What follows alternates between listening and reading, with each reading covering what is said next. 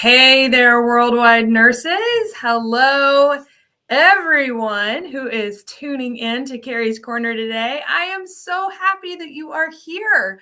I'm so happy to be back. I was on vacation last week, and I'm back in the US of A. So had a great time traveling with my family. We were able to surprise our children with a really cool trip. It was awesome. But I'm super happy to be back in my corner. Today, it is just me. Normally, I have my guy Tracy behind the scenes, and he's managing the chat. But Tracy is on vacation this week. So I'm super pumped for Tracy. He has definitely earned some time off and some time away. But please continue. I can still see the chat. I can still respond in the chat. So please, you guys know the drill. If you've been here before, drop your name. Tell me where you're watching from. I see Cherry. She is also happy to be here. I love that.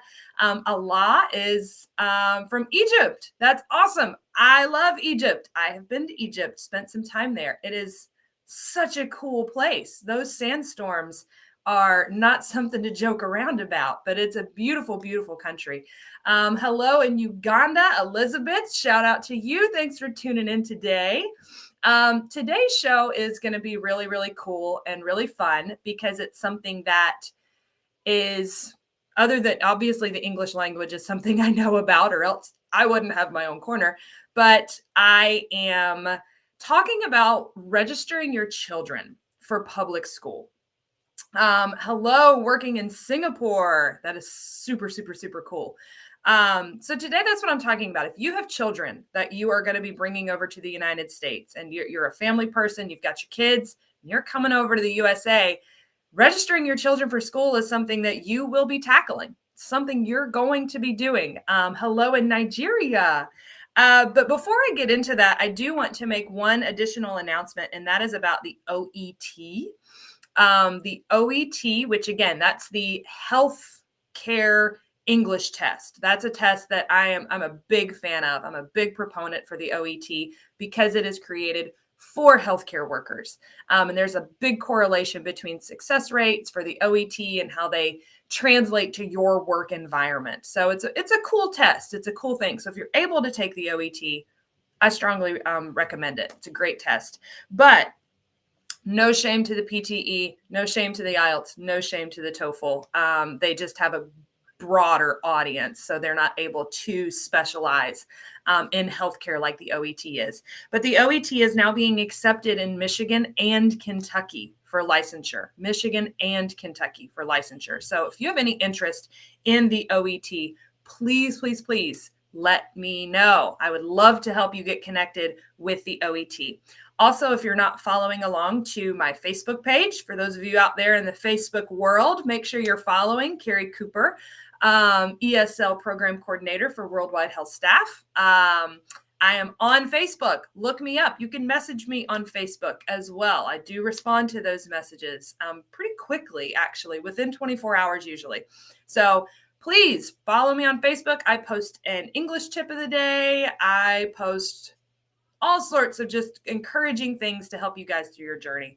Hello in Kenya. On my trip, I met someone from Kenya, and he was super, super, super cool. And I told him, I want to go to Kenya so bad. So South Africa, all of these places. Argentina. Ooh, that is spicy. I love it. I love it. So let's go ahead and get started with what we're talking about today. I want to introduce the person that I worked with to make and answer these questions. Her name is Laura Bott, and she is the registrar at Catawba Ridge High School here in Fort Mill, South Carolina. Shout out to the Philippines. Hey, guys.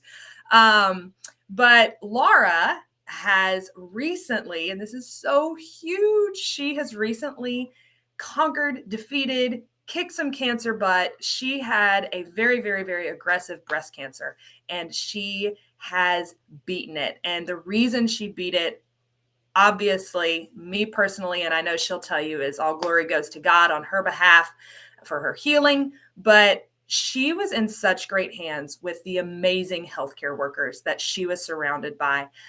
She may have been touched by a worldwide nurse and she didn't even know it. So I just want to give a big shout out to her and a big shout out to all of you nurses who are working so diligently to help people feel better and to help people heal. You guys are so awesome. But Laura just got her port removed yesterday, or not yesterday, day before yesterday now. So she is just on cloud 9. So she is in the remission stage. I think that's what it's called. I could be totally wrong, but she is, she's beat cancer. So she's obviously a great person to talk to, but she's the registrar, and a registrar, let me explain, is someone who helps you register. They're the person who takes care of your enrollment in school. And that's the same for college, for all of those things. So they're called a registrar. So I'm going to show you guys, I filmed her yesterday. She wasn't able to be with us live. So I filmed her yesterday, but I'm going to kind of talk intermittently into what her answers were. So again, this is for those of you out there. Again, it's always good to listen to English. So if you've just got your headphones in and you're listening to some English conversation, which is always going to be beneficial. But today's topic is specifically for those people who have children and you're registering your child for school. So without further ado, let's go ahead and get this started. Again, I spoke to Laura Bott. She's a registrar at Catawba Ridge. The first question I asked Laura was, what documentation should I bring with me to register my child? This is very, very important because I know you guys are all about documentation, right? What kind of documentation do we need? So here's Laura's response. The documentation that you would need, well, first of all, I would recommend going online to that particular school's district website. So, for example, if you are moving into Fort Mill, you would go to the Fort Mill School District website, find a link that says registration for new students, and for the most part, that link will tell you all of the required documentation. Most school systems across the country are doing this now. So start online at home, and each school system is different. So for example, in the documents they require. So for example, for Fort Mill, if you go online and look, they will tell you that the required documents are your original birth certificate, some sort of immunizations, even if they are, from your home country, bring whatever shot records that they have accumulated. You will also need some proof of residency. So here in Fort Mill, you cannot enroll a student until you're living here. So once you have decided where you're going to live and are living there, then it will ask you for that proof of residency. So for Fort Mill, we require a lease if you are renting anywhere in our school zone, or it can be a tax receipt for a home that you've purchased, or it can be a closing document if you've purchased a home. So that's very important, is finding where you're going to live and establish that residency first prior to enrollment.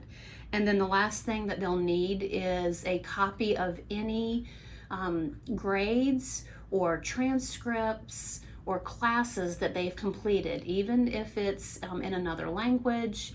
If you can go ahead and accumulate any educational background that they've had and go ahead and translate that into English, that is extremely helpful, especially if they are in the older grades, such as 10th, 11th, or 12th, because it is really important that we figure out any grades or credits or just any sort of educational background that we can transfer in that will correlate with our grade levels here. If it's a younger student, say someone who is going into 9th grade, that is not as imperative because 9th grade here is sort of like a fresh start for high school, but still bring any and all educational or academic documents that the child has acquired. All right. So before we get into the second question, I want to kind of explain the structure of how public school works over here in the United States. For the most part, kids go to school. It's legally required for your child to go to school, and every child has the right to a free and public education here in the United States. There is a difference between public and private. Once you go into private education, that's going to cost money. And usually it's a substantial amount of money. It's going to vary based on where you're located. A lot of private schools are associated with churches and religions, but you certainly have that option. But just know that if you choose to go the private route, you're going to be paying money. And again, like I said, it depends on where you live. If you have questions about that, drop it in the chat. I can kind of ballpark it for you, but again, it's going to depend on where you're going. You also have the option of charter schools. Charter schools are also free to the public, but they do not have to follow the same government-specific guidelines as a public school does. They're like a gray area between public and private. So those are the three options: are public, private, and charter. Now, kids start around the age of 5, and that's in kindergarten. We call it kindergarten. And then it goes first grade all the way through 12th grade. Usually schools are separated K through 5, and that's called elementary school. So that's kindergarten through 5th grade. Kids finish the 5th grade around the age of 12, 11 or 12. And then 6th grade through 8th grade. Some places call that junior high. That's kind of an antiquated term. That's actually, most places now call it middle school. But that's 6th through 8th grade, 6th, 7th, and 8th grade. And then you finally have high school. If any of you ever had the opportunity to do, exchange programs or anything like that, that usually happens at high school. And that's 9th through 12th grade. Okay, so that's what she's talking about in the older and younger. 9th grade, like she said, is a fresh start. 9th grade is when we really start keeping track of what's called GPA, or grade point average, and that's how your student performs. A lot of times GPA is what colleges look at. It's what scholarships look at. So high school is really, really important. Kindergarten through 8th grade, also very important. But in determining their next steps for the future, it becomes really, really important starting in what we call the 9th grade, or you may hear it called freshman. Freshman, sophomore, junior, and senior. That's 9th, 10th, 11th, and 12th, respectively. So Laura, like I said, is a registrar for a high school, but you will have a registrar at the elementary and middle levels as well, and the documentation is the same. Like she said, once you figure out where you want to live, go to your district's website. All you got to do is Google school district in wherever it is you're moving to. Okay.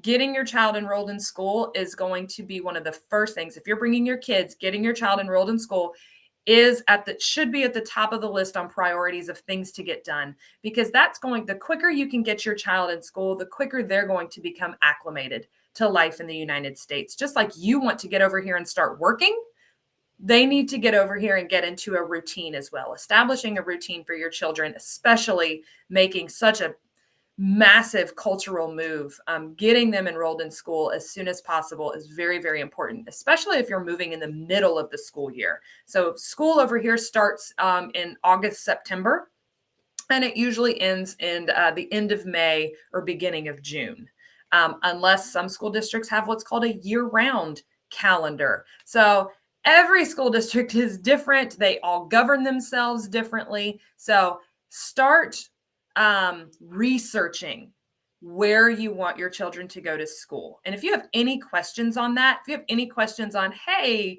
Kari, I see this school has a rating. What does this mean? I am happy to help you in your researching process for figuring out what schools your child will go to, what schools, and choosing the best school district. For example, a lot of people where I live in Fort Mill, we're close to Charlotte. People will live in Fort Mill and commute to Charlotte because our schools have a better rating than Charlotte. So you do have flexibility to choose a little bit. So make sure you do your research for your children and where they will be attending school. Start that research as soon as possible. Plus, get your child involved in it. Start showing them pictures of, hey, this is where you're going to go to school. Get them hyped up about it. Get them involved in your process so that you're not, feeling totally alone in this process of moving. So let's move on to the next question. And that is, what tips do you have for people with language barriers? Because let's say that you, the nurse, you're the English speaker in your family. And let's say you have to work. So your spouse has to take and register your child for school, but your spouse's English is not as good as yours. So let's check out what Laura has to say as far as tips and tricks for people with language barriers and registering their children for school. So if your first language is not English, I would recommend, before you even begin this process, write down any questions that you have. And what I do personally is that I use Google Translate. And I have had families reach out to me through email using the translation. So that is a great first step for me to answer their beginning questions. We do have, and most schools have, a person located within the school that focuses on English as a second language, so that there will be some assistance. And then we have that at our district office as well.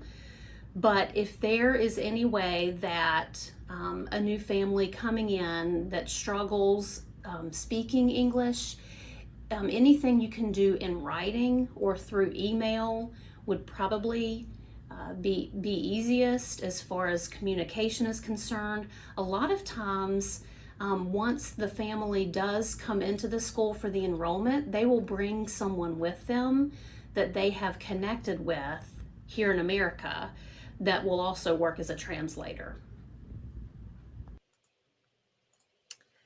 All right, so I do see some comments in the chat. I do see it looks like Dilbar, probably mispronounced that, sorry, but topics chosen help to learn more. I'm so glad. If you guys ever have any suggestions, if there's anything you want me to cover and you have questions about, drop them in the chat. I am open to suggestions. I want to hear from you guys. I want to be giving you what you need. Carla Wynn, looks like you're headed to Kentucky. I am certified to teach in Kentucky. I taught in Kentucky. I grew up going to school in the Kentucky school system. So whatever questions you have about Kentucky, I will probably be able to answer because I've gone through it from the student side and from the teacher side. So Kentucky it's a great state. There's a lot of really great school choices in Kentucky. So I would love to hear where you're headed to. I'm happy to help you navigate your move to I'm actually going to Kentucky this weekend to see some family. So I'm happy to help you navigate that move to Kentucky, especially for registering your children. Give you all the lowdown, all the things you got to grab. You got to find Ale 8 when you get to Kentucky, and you have to try beer cheese. I know it's weird. It sounds weird. It's really good. Beer cheese. So English is a second language. It's usually called ESL. So when you come to the U.S., you will, because your first language, you're coming from another country, your first language is not English, you and your child will be put in touch with an ESL program person. That stands for English as a second language. North Carolina, I definitely can help you. I taught in North Carolina too, lived in North Carolina. Have not lived in Minnesota, but I would love to do some research on that for you. So you'll be put in touch with an English as a second language coordinator, ESL. In Florida, they call it ESOL, meaning English as a second or other language. I think that's what that O stood for. But do not be upset even if your child's English is stellar, because I know in a lot of countries they educate your children in English. Your children are learning English now. A lot of you I've met with have said my child's English is better than mine. That's not uncommon, but they will be put in with an ESL person to gauge their English. They'll probably give them some tests to see what kind of services they need, if they need any services. So you will be put in touch with an ESL person. Do not be upset. Do not be like, my child doesn't know. Don't label my child. This is just protocol to gauge your child's English. Okay. Let's see. I have some questions. What if my children arrive in November or December? Do they have to wait up to May? Absolutely not. No, don't wait up until May. Register your children, get them enrolled in school as soon as possible. That's one of the beauties of public and private school works that way as well. I think all schools in the United States work that way as well, as you don't have to wait until the next year. But some places do have what's called like an enrollment cap, meaning they're at capacity. They can't fit any other kids. However, in the United States, like I said, you have the right to a free and public education, meaning if the school in your district is full, they got to find a place for your kid to go. They have to find your child a school. It has to be done. Now, they don't have to do that in private school. In a private school, if that's what you're interested in, they can tell you to wait until the next year for enrollment to open. But in public school, I remember I would get kids put in my class with 2 weeks left in the school year. And I would be like, oh, I guess you're just going to hang out here for 2 weeks. Have fun. But November, December. Now, I do want to tell you that November, December, a lot of times in high school, they have something called block scheduling. And block scheduling means that they will change. They take 4 classes in the fall semester, which would be from August to December.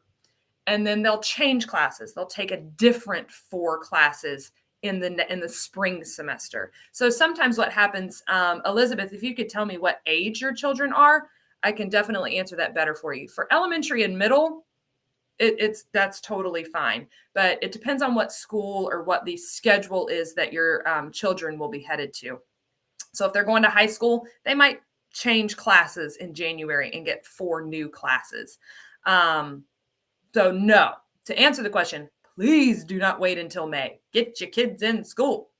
Watching from Saudi Arabia. Thank you so much. My children are coming in July. Okay. Wanted to ask which schools would be best for your 7 and your 14-year-old. A 7-year-old's going to be in elementary school, probably around the 2nd grade, 3rd grade, depending on when they turn 7. So your child's going to be in elementary school. You're in Glasgow. Oh, you're in Glasgow, Kentucky. I was going to say Glasgow. That's in another country. Glasgow, Kentucky. Perfect. What schools will be best? And your 14-year-old, it sounds like, is going to be getting ready for high school. So elementary and then high school, going to Glasgow. So I'm going to do some specific research about the schools. I remember playing basketball in Glasgow because that's what I did when I was growing up, is I played basketball. But as far as evaluating the school system, you've been there for 3 weeks. So what you need to do is you need to go to the Glasgow Public Schools website. So just look up Glasgow Public Schools, and that's going to navigate you to that website. And there should be enrollment on the website and a place to register your student. That's what you're going to be looking for. And it might Glasgow's not a big place. It might automatically place you in those schools, and you have no choice. That's where your kids go to school. It'll be based on where you live. So yes, that's my first advice, is hop on their website. Elizabeth has 12 and 9, meaning they're in 4th grade and they're going to be in 6th grade. Okay. So looking at middle school, they're going to be totally fine arriving, and elementary, totally fine arriving in November, December. They usually middle school doesn't change schedules. Elementary school definitely doesn't change schedules. So your kids are just going to pop right in there, and they're going to be fine. It's going to be a totally fine time for them. There will be some catching up to do, which is to be expected, but they're going to get a majority of the school year, which is fantastic. Do they provide food, or do they carry something in their lunch bags? Excellent question. Do they provide food? Yes, public schools do provide food. That was on one of my things to talk about at the end. But since you asked, so depending on your financial, you can submit a financial statement, and you could be qualified for what's called free or reduced lunch. And that depends on your family's financial situation. So that is an option. And that would be on your school district's website as well. So free and reduced lunch is an option, but you can send kids to school to buy lunch. Most places you put money in their account online. I don't know of any places that still do cash, but you put money in their account online. Kids are assigned what's called a lunch number. They punch in their lunch number when they go through the line, and it takes their money out of their account. So that's how they pay for their lunch. Or you can send them with lunch. For my children, I'm going to have a kindergartner and a fourth grader. So I let them kind of pick. Usually I send their lunch, though. Usually I pack their lunch. Because sometimes you never know what they're going to get. The schools do provide a healthy lunch. I will say that they are required by the state to provide a healthy lunch, but my kids like to pack their lunch. So that's it. But you do have that option. They can provide food. You also have the opportunity. Certain places will offer after school care. After school care is something you can look into, especially you busy nurses. I know. You never know your hours. You might need after school care. Free education in the United States is kindergarten through 12th grade, kindergarten through high school, free education. So that takes care of them from the age of 5 to about the age of 18. College is not free. College is becoming very expensive in the United States, but public school, totally free. So many questions. I love this. I wish Tracy was here. What about a 3-year-old? Okay, so for 3-year-old, for children who are not enrolled in public school, you are going to have to, unless your workplace provides it, which I don't know of many hospitals that do, but unless your workplace provides it, you're going to have to pay for child care. You do have daycare facilities, and I suggest doing your research, finding a good daycare facility. But just to give you a general idea, I had, for both of my children, I had what was called an in-home daycare, and I found they were certified by what's called DSS, or it's more like a Child Protective Services. So they're certified by the state, which means they have to undergo certain regulations, state inspections, health inspections, all that kind of stuff. But they do it in their home, and they have a maximum of 5 children that they keep. I think it's 5 to 8, depends on the ages. And my people, they can set their own rates. My person charged $200 a week, and my children were there from about 8 o'clock in the morning until 4 o'clock in the afternoon. That was $200 a week, $800 a month. So I have friends who go to big daycare centers, and they're paying over $1,000, well over $1,000. I have one friend who I know paid $1,600, $1,600 US every month, and that was for infant care. It dropped down to, I think, $1,200 a month by the time her child was potty trained. So having your child potty trained and all that is also can play into the cost. So that is something you do need to investigate if you have younger children. That's why my husband and I are celebrating so big, because with both of our children in school, no more childcare costs. Mom and dad get a raise. Currently 4 years, maybe up to 2025. So she'll be in class. What class will she resume in the United States? So if she's 4, 20, 25, 5, 6, so she'll be around the 2nd grade. That would be my guess. She'll be around grade 2 in the United States. How many hours are they at school? Again, that depends. Elementary school is, I think, 7 hours. 7, 8, 9, 10, 11, 12, 1, 2. Yeah, it's like about 7.5 hours. And the high school is 8 hours. So you're looking between 7 and 8 hours a day is how long your kid's at school. For example, the school schedule here, elementary school for us begins at 7:30 in the morning and it ends at 2 p.m. High school begins at 8:40 and ends at 3:40. So hopefully that's a good overview. I love these questions. These are fantastic. I can answer these questions. These are not immigration questions. This is my jam. All right. So let's go on and look at Laura and see what she has to say. So for those of you who have children with disabilities or children who require some extra assistance or some extra help outside, this is not dealing with a language barrier. This is for children who may have physical or mental struggles or disabilities. In the United States, we call those an IEP, which stands for Individualized Education Plan. And if your child is labeled or qualifies for an IEP, it is teachers are legally held responsible for making sure their accommodations, that's the word they're going to use. It's called an accommodation, making sure those accommodations are met. or a 504 plan. Those are usually used for, they're intended to be used for people with a physical disability. Maybe they need a wheelchair, maybe they have eyesight, ear issues, hearing issues, a speaking issue, speech impediment, those kinds of physical barriers or disabilities. Do grade students go to school for the? Yes, we go to school Monday through Friday. Now, there are some school districts who are piloting a Monday through Thursday schedule, but that's not a common thing in the United States yet. I don't know. Hopefully it'll pick up. I know my husband, who's a public school teacher, he would love for that to be a thing. But as of right now, most places are Monday through Friday. Okay, so here we go. Let's see what Laura has to say about this. IEPs and 504 plans.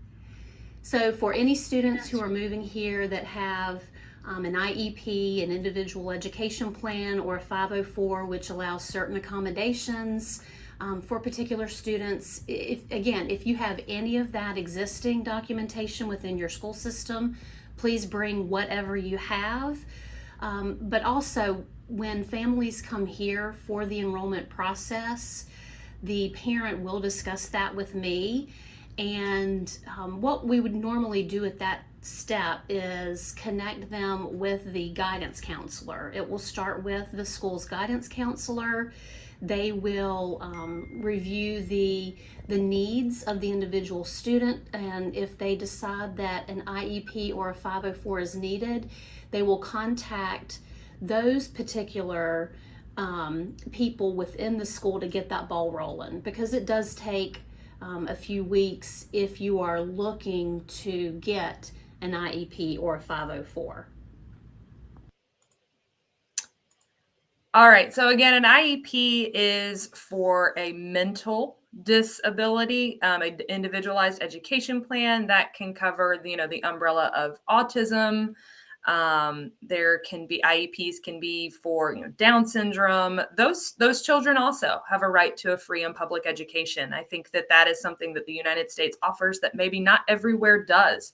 But yes, even if your child has a mental disability, I hate to use the word disability, but a mental disability, then yes, please, please, please. I have my master's degree is actually in exceptional student education. I did a lot of my master's work doing a lot of research with autism and working with autistic children. So if you have any questions, if you have a child and you're not comfortable putting that information in the chat that your child is going to have specific needs, I spoke to this was months ago, but I spoke to the sweetest father, and he was so excited because he has a nonverbal autistic child.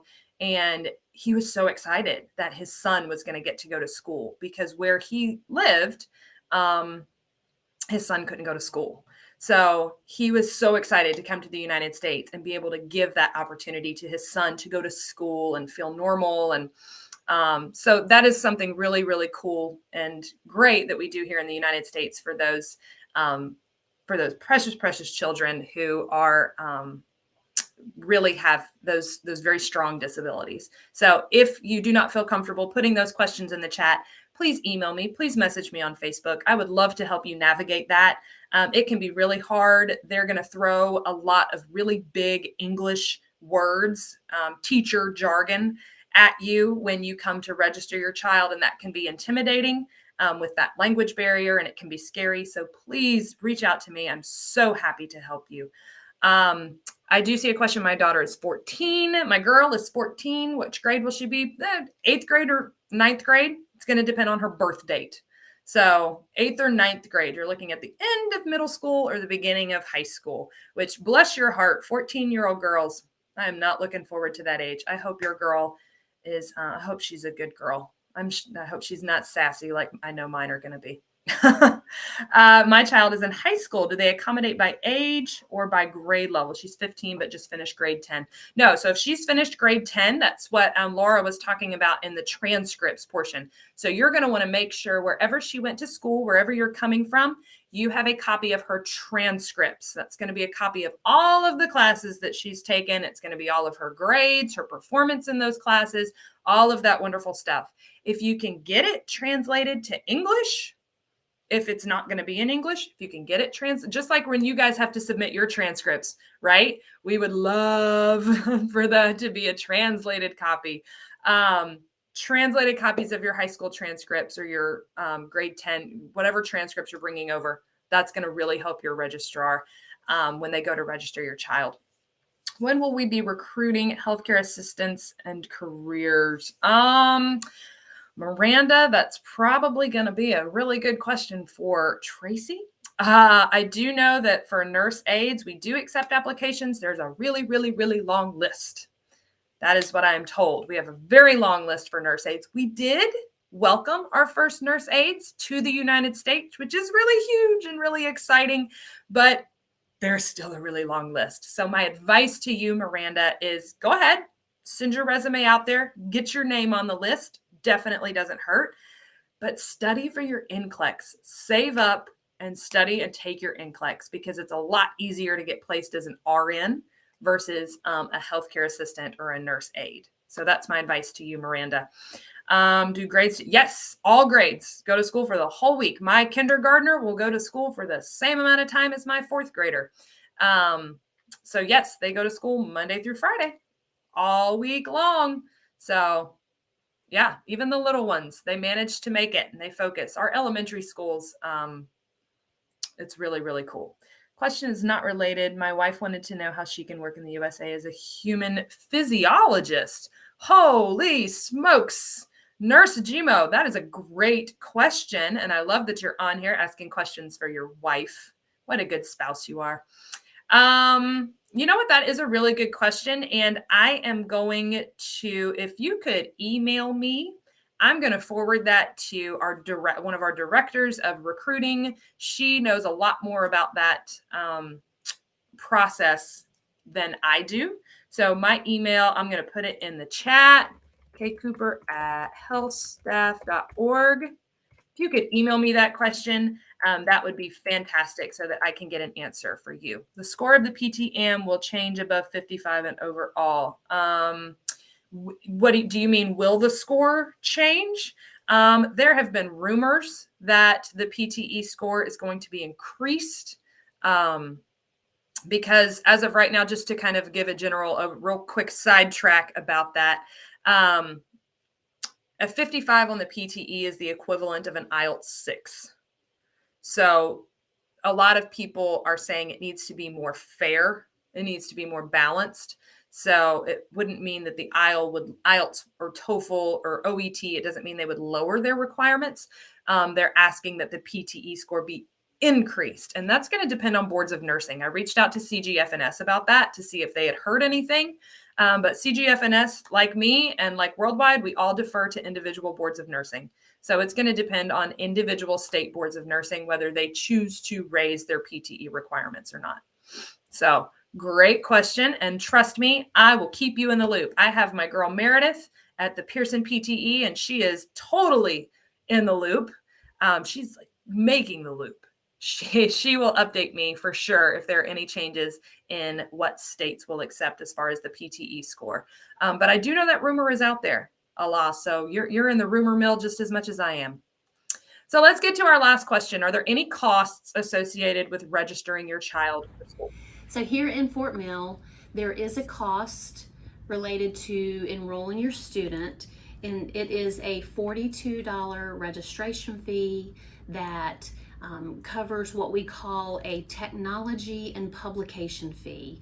So it's really any paper documents that may be given to that student during the year. It also goes toward programs online that teachers may use with students in their classroom. All right. So to further explain that, some schools are going to have this fee. Some schools are not. Most school districts do have a fee. It's not a big fee. Like she said, I think Fort Mills was $35. I've been at school districts where it's $50, but just attending school, that's a very small fee to pay in comparison to a private school for sure. Other fees that you can accumulate going to school would be if your child, so in middle school and high school, they have the opportunity to participate in sports. And there is usually an athletic fee associated with that. And that goes with the upkeep of uniforms, replacing equipment, all that kind of fun stuff. So if your child chooses to participate in sports in high school, which it is, sports are open to everybody. They're open to all students. So you don't even have to, I was a former high school basketball coach. I've coached cheerleading, I've coached track. You open tryouts to everybody. Doesn't matter your background, doesn't matter whether you've done it or not. Give it a shot. And that's what I always encourage, especially my international students. If it's something you want to try, go do it. Go try it. Always encouraging that. So, but there is an extra cost associated with that. If your child wants to do sports and let's say they don't make their high school team, there are a lot of other community leagues that they can get involved in. So I'm going to do a kind of community spotlight here in a couple weeks about other ways that you and your family can get involved in your local communities. So don't fear. If you don't make the high school team, it's okay. And every high school has different things they're known for. For example, here at Catawba Ridge High School, they have a really good athletic department. Their theater department has won awards. Their band won the state competition. Marching band is a big thing over here. I'm in the South, so of course football is really big, and baseball. Our baseball team just won the state championship. Our softball team won the state championship. So look at those things when you're looking at schools. If you have options for schools, a lot of times you won't have options. But if you do have options, look at the athletic program, the theater program, the music program.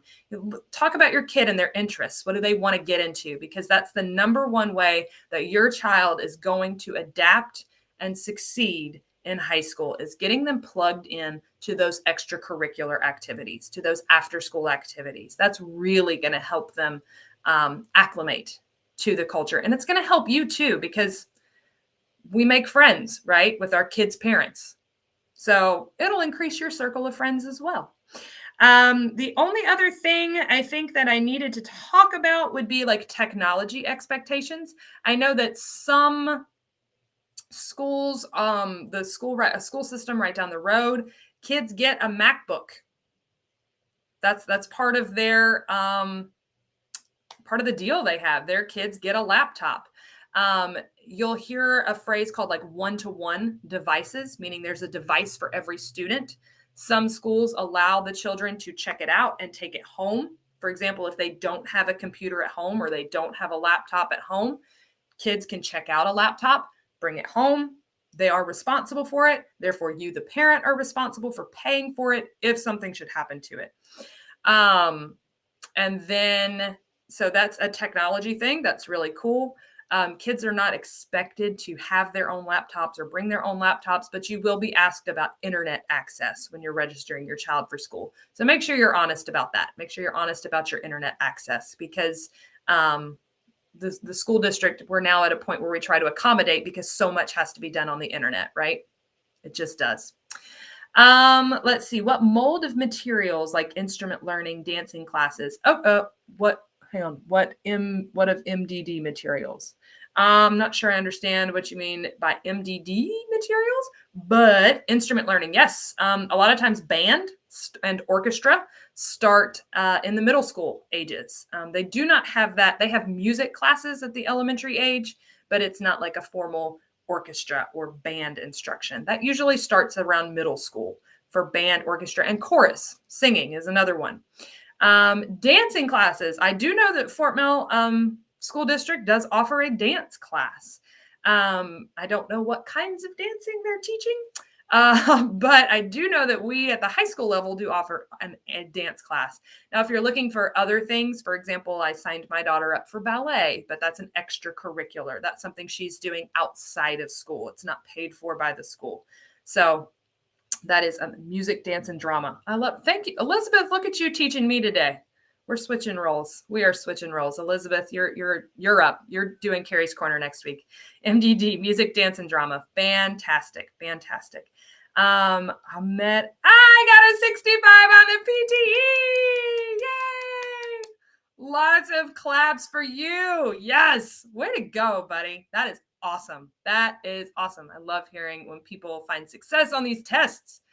Does Worldwide have an IELTS review program? That is a famous? That is a fabulous question. That question can be answered in it will. I am in the process. I've designed and launched the PTE program, and we're seeing success in the PTE program, which is fantastic. 65 overall. That's 10 points higher than you needed. So fantastic. But the IELTS program is going to be launched at the beginning of July.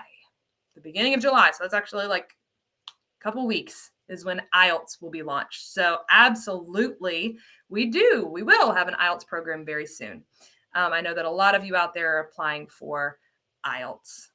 So, Ahmed, you just made my day.